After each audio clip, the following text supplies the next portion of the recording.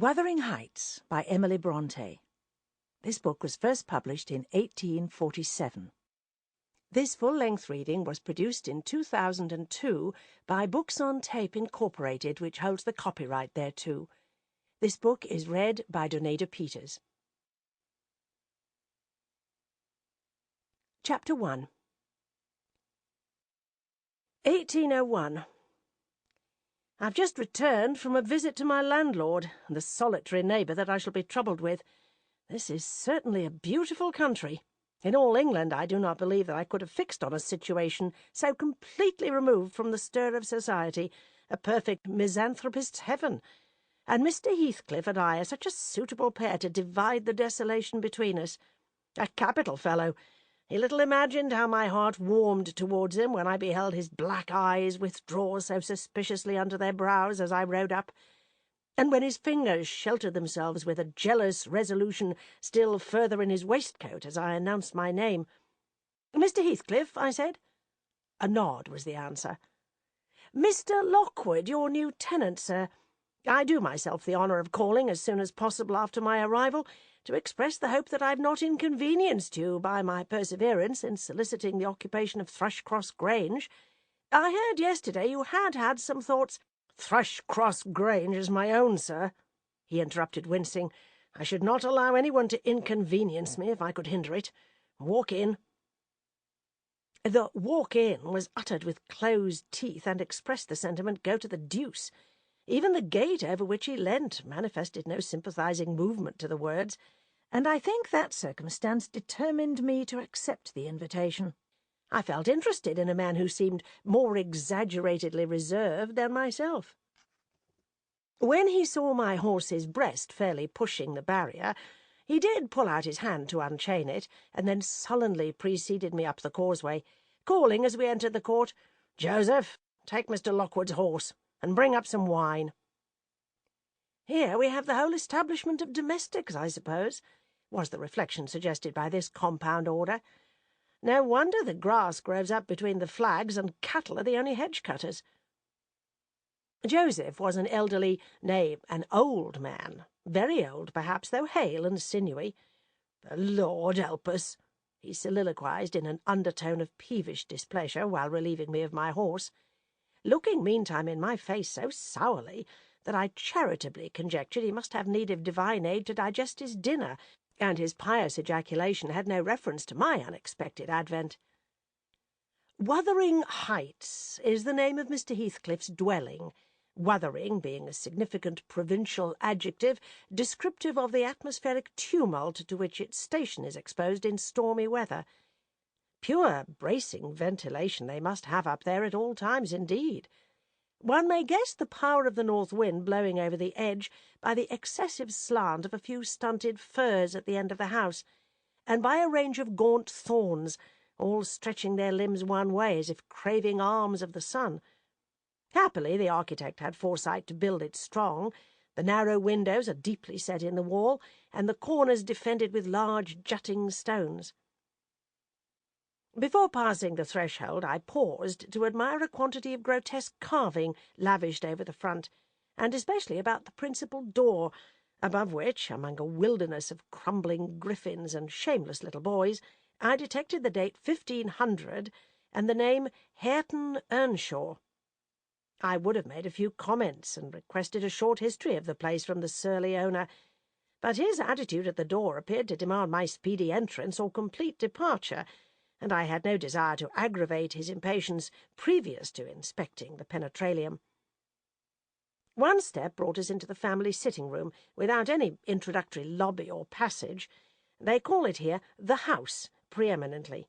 It includes kitchen and parlour generally, but I believe at Wuthering Heights the kitchen is forced to retreat altogether into another quarter. At least I distinguished a chatter of tongues and a clatter of culinary utensils deep within, and I observed no signs of roasting, boiling, or baking about the huge fireplace, nor any glitter of copper saucepans and tin cullenders on the walls.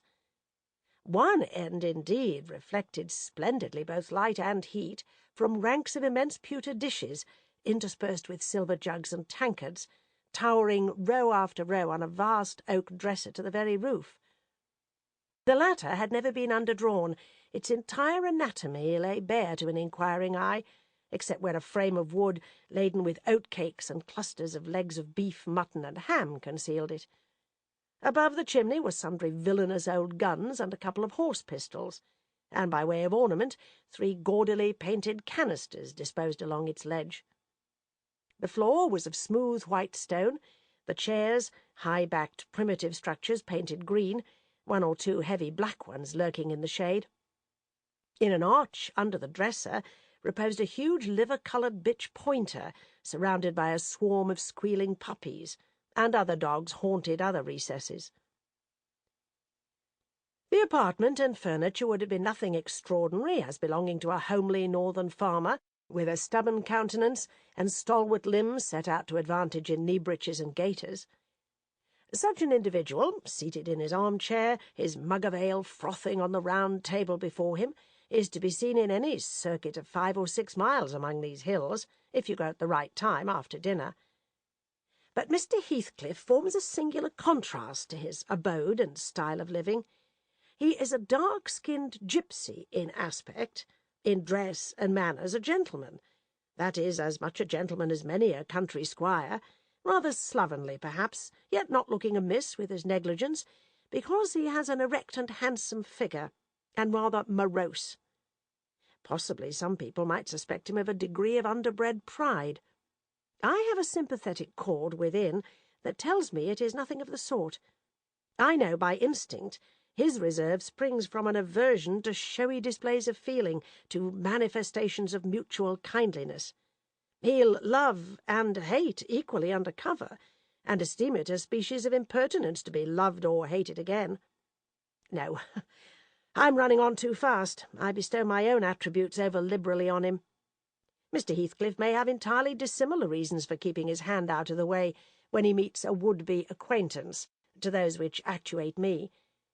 Let me hope my constitution is almost peculiar. My dear mother used to say I should never have a comfortable home, and only last summer I proved myself perfectly unworthy of one. While enjoying a month of fine weather at the sea-coast, I was thrown into the company of a most fascinating creature, a real goddess in my eyes, as long as she took no notice of me. I never told my love vocally. Still, if looks have language, the merest idiot might have guessed I was over head and ears. She understood me at last, and looked a return, the sweetest of all imaginable looks. And what did I do? I confess it with shame, shrunk icily into myself like a snail, at every glance retired colder and farther, till finally the poor innocent was led to doubt her own senses, and, overwhelmed with confusion at her supposed mistake, persuaded her mamma to decamp. By this curious turn of disposition I have gained the reputation of deliberate heartlessness. How undeserved, I alone can appreciate. I took a seat at the end of the hearthstone opposite that towards which my landlord advanced, and filled up an interval of silence by attempting to caress the canine mother, who had left her nursery and was sneaking wolfishly to the back of my legs, her lip curled up and her white teeth watering for a snatch. My caress provoked a long guttural snarl. "You had better let the dog alone," growled Mr. Heathcliff, in unison, checking fiercer demonstrations with a punch of his foot. "She's not accustomed to be spoiled, not kept for a pet." Then, striding to a side door, he shouted again, "Joseph!" Joseph mumbled indistinctly in the depths of the cellar, but gave no intimation of ascending, so his master dived down to him, leaving me vis-à-vis the ruffianly bitch and a pair of grim shaggy sheepdogs, who shared with her a jealous guardianship over all my movements. Not anxious to come in contact with their fangs, I sat still, but imagining they would scarcely understand tacit insults, I unfortunately indulged in winking and making faces at the trio, and some turn of my physiognomy so irritated Madam that she suddenly broke into a fury and leapt on my knees. I flung her back and hastened to interpose the table between us. This proceeding roused the whole hive. Half a dozen 4-footed fiends of various sizes and ages issued from hidden dens to the common centre. I felt my heels and coat-laps peculiar subjects of a... Sample complete. Ready to continue?